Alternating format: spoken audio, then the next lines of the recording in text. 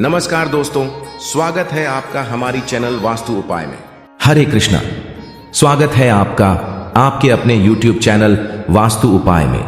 दोस्तों, हिंदू धर्म में एकादशी का विशेष महत्व है और हर महीने 2 एकादशी तिथियां आती हैं जो भगवान विष्णु और देवी लक्ष्मी की आराधना के लिए समर्पित हैं। आज हम बात करेंगे चैत्र मास के शुक्ल पक्ष में आने वाली अत्यंत ही महत्वपूर्ण कामदा एकादशी के बारे में। यह एकादशी न केवल आपकी मनोकामनाओं को पूर्ण करने वाली है, बल्कि जीवन में सुख, शांति और समृद्धि भी लाती है। आगे बढ़ने से पहले यदि आपने अभी तक हमारे चैनल को लाइक, शेयर और सब्सक्राइब नहीं किया है तो कृपया अभी कर लें, ताकि आपको हमारी आने वाली हर महत्वपूर्ण जानकारी मिलती रहे। कामदा एकादशी कब है? हिंदू पंचांग के अनुसार चैत्र माह के शुक्ल पक्ष की एकादशी तिथि की शुरुआत 7 अप्रैल को रात 8 बजे से होगी और इसका समापन अगले दिन यानी 8 अप्रैल को 9:12 पर होगा। हिंदू धर्म में उदया तिथि का विशेष महत्व होता है, इसलिए इस वर्ष कामदा एकादशी का उपवास 8 अप्रैल सोमवार को किया जाएगा। कामदा एकादशी मुहूर्त 2025। कामदा एकादशी के दिन कुछ विशेष शुभ मुहूर्त होते हैं जिनमें आप भगवान विष्णु की आराधना कर सकते हैं। ब्रह्म मुहूर्त सुबह 4:32 से 5:18 तक। विजय मुहूर्त दोपहर 2:30 से 3:20 तक। गोधूली मुहूर्त शाम 6:42 से 7:04 तक। निशिता मुहूर्त रात 12 बजे से 12:45 तक। कामदा एकादशी का महत्व। कामदा एकादशी का नाम ही इसकी महिमा बताता है। कामदा यानी जो प्रत्येक कामना को पूर्ण करने वाली है। मान्यता है कि इस एकादशी का उपवास रखने और सच्चे मन से भगवान विष्णु की पूजा अर्चना करने से साधक के जीवन के सभी पाप नष्ट हो जाते हैं और उन्हें मोक्ष की प्राप्ति होती है। विशेष रूप से यह एकादशी संतान प्राप्ति के इच्छुक दंपतियों के लिए बहुत ही फलदायी मानी जाती है। नारद पुराण में वशिष्ठ मुनि कहते हैं कि गंगा, गया, काशी, पुष्कर, कुरुक्षेत्र, रेवा, वेदिका, यमुना और चंद्रभागा जैसी पवित्र नदियां भी भगवान हरि के दिवस एकादशी के समान पवित्र नहीं है। जो कोई अनजाने में भी एकादशी का पालन कर ले, उसके सभी पाप तुरंत भस्म हो जाते हैं और वह आध्यात्मिक लोक को प्राप्त होता है। कामदा एकादशी व्रत कथा। अब आइए सुनते हैं चैत्र मास के शुक्ल पक्ष की इस पवित्र कामदा एकादशी की विशेष कथा। इस कथा का श्रवण मात्र से ही सभी पाप नष्ट हो जाते हैं और व्रत करने वाले को संतान की प्राप्ति होती है। वैदिक कथाओं में कहा गया है कि इनका संपूर्ण फल कथा को पूर्ण रूप से सुनने या पढ़ने से ही मिलता है। कथा के अनुसार अनेक वर्षों पहले रत्नपुर नामक गंधर्व और किन्नरों का एक सुंदर राज्य था। वहां पुंडर नामक एक राजा राज्य करते थे। उस राज्य में ललित नाम का एक गंधर्व अपनी पत्नी ललिता के साथ रहता था। दोनों में बहुत प्रेम था और वे एक पल भी एक दूसरे के बिना नहीं रह सकते थे। एक बार राजा पुंडर की सभा में गंधर्वों का गायन और नृत्य का कार्यक्रम चल रहा था। गंधर्व ललित भी उस सभा में उपस्थित था, लेकिन अपनी पत्नी के वहां न होने के कारण उसका मन विचलित था और वह बार बार उसे याद कर रहा था। इस कारण उसका स्वर बिगड़ गया। राजा के दरबार में बैठे करकोटक नामक एक रसाल सर्प ने ललित के गायन में हुई इस विसंगति को देख लिया और राजा को जाकर बता दिया।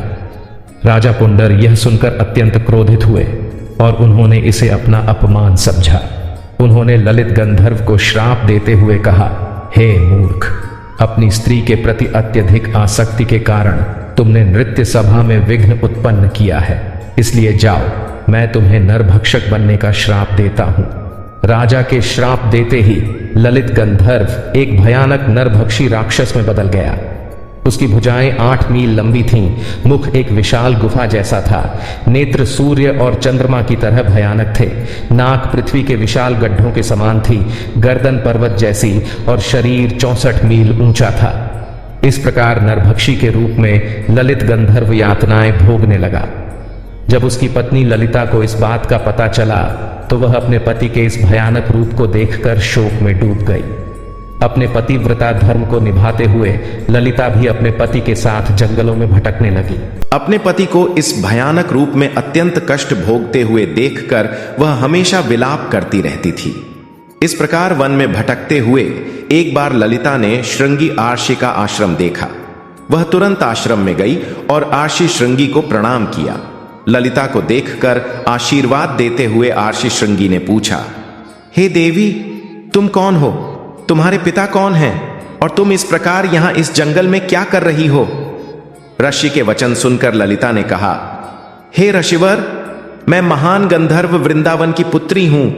मेरे पति गंधर्व ललित को राजा पुंडर ने श्राप दिया हुआ है, जिसके कारण वे नरभक्षी राक्षस बन गए हैं। उनका यह कष्ट देखकर मैं अत्यंत दुखी हूं। हे अर्षिवर, कुछ ऐसा उपाय करें जिससे मेरे पति को इस राक्षस योनि से मुक्ति मिल सके। ललिता की प्रार्थना सुनकर अर्षि श्रृंगी ने कहा, हे गंधर्व कन्या, आने वाले कुछ ही दिनों में चैत्र मास के शुक्ल पक्ष की कामदा एकादशी आने वाली है। तुम इस व्रत का श्रद्धा और कठोरता पूर्वक पालन करो और उससे प्राप्त पुण्य फल को अपने पति को अर्पित कर दो। इससे वे अपनी राक्षस योनि से मुक्त हो जाएंगे। यह व्रत समस्त इच्छाओं को पूर्ण करने वाला है। ऋषि के वचन सुनकर शांति प्राप्त ललिता ने श्रद्धा और निष्ठा पूर्वक कामदा एकादशी व्रत का पालन किया। द्वादशी के दिन भगवान वासुदेव और ब्राह्मणों के समक्ष उसने प्रार्थना की, हे प्रभु, मैंने अपने पति को इस भयानक श्राप से मुक्ति दिलाने हेतु इस व्रत का श्रद्धा और नियम पूर्वक कठोर पालन किया है। कृपया आप मुझे आशीर्वाद दान करें कि इस व्रत के प्रभाव से मेरे पति श्राप मुक्त हो जाए। जैसे ही ललिता ने यह शब्द कहे, उसी क्षण एक चमत्कार हुआ। नरभक्षी की योनि में रहे उसके पति ने उस योनि को त्याग कर फिर से गंधर्व का सुंदर शरीर धारण कर लिया। उन दोनों ने भगवान को प्रार्थनाएं अर्पित की और व्रत का समापन किया। उसके बाद वे दोनों सुखपूर्वक अपने राज्य में वापस लौट गए। कथा का महत्व। भगवान श्री कृष्ण ने युधिष्ठिर महाराज से कहा कि यह व्रत इतना पवित्र है कि जो कोई भी व्यक्ति इस अद्भुत कथा का श्रवण भी करेगा, वह ब्रह्म हत्या के पाप और आसुरी श्राप से भी मुक्त हो जाएगा। तीनों लोकों में समस्त जीवों के लिए इससे अधिक श्रेष्ठ दिन और कोई नहीं है। एकादशी व्रत का पालन करने की विधि। एकादशी व्रत भगवान श्री कृष्ण को अत्यंत प्रिय है।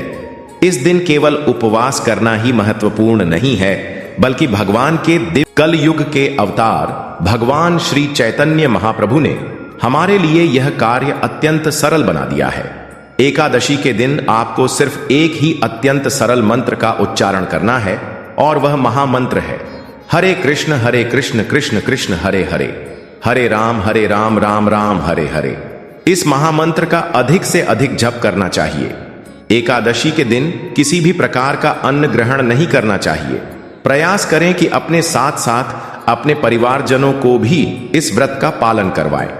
यदि यह संभव न हो तो कम से कम उन्हें एकादशी के दिन अन्न प्रसाद भोजन में न दें। इसके विकल्प में आप स्वादिष्ट अनेक प्रकार के एकादशी प्रसाद या व्यंजन बना सकते हैं। उन्हें भगवान को भोग लगाकर परिवार के सदस्यों को दें। एकादशी के दिन प्रयास करें कि प्रातः ब्रह्म मुहूर्त में उठ जाए।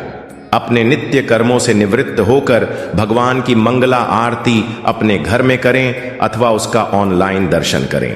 तुलसी देवी को जल अर्पित करें और उनकी 4 बार परिक्रमा करें। घर में संध्या के समय कीर्तन भी कर सकते हैं। इस प्रकार एकादशी के दिन संपूर्ण समय हरि भजन और भगवान के महामंत्र का नाम उच्चारण करने में व्यतीत करें। पारण का समय। एकादशी व्रत का पारण द्वादशी तिथि पर किया जाता है, यानी 9 अप्रैल को किया जाएगा। इस दिन पारण का समय सुबह 6:02 से लेकर सुबह 8:34 तक है। एकादशी के अगले दिन यानी द्वादशी पर निर्धारित समय पर ही पारण करने का विशेष महत्व है। तो यह थी कामदा एकादशी की संपूर्ण कथा, उसकी व्रत विधि और उसकी महिमा। अगर आपको आज का यह वीडियो अच्छा लगा हो और अगर आप हमारे द्वारा किए जा रहे वैदिक कथाओं और वैदिक एकादशी व्रत के प्रचार कार्य का समर्थन करना चाहते हैं, तो कृपया इस वीडियो को लाइक करें, अपने मित्रों और परिवारजनों के साथ शेयर करें और हमारे चैनल वास्तु उपाय को सब्सक्राइब करना न भूलें। आपके सुझाव और प्रतिक्रियाएं हमारे लिए बहुत महत्वपूर्ण हैं, इसलिए कमेंट सेक्शन में हमें जरूर बताएं कि आपको यह वीडियो कैसा लगा।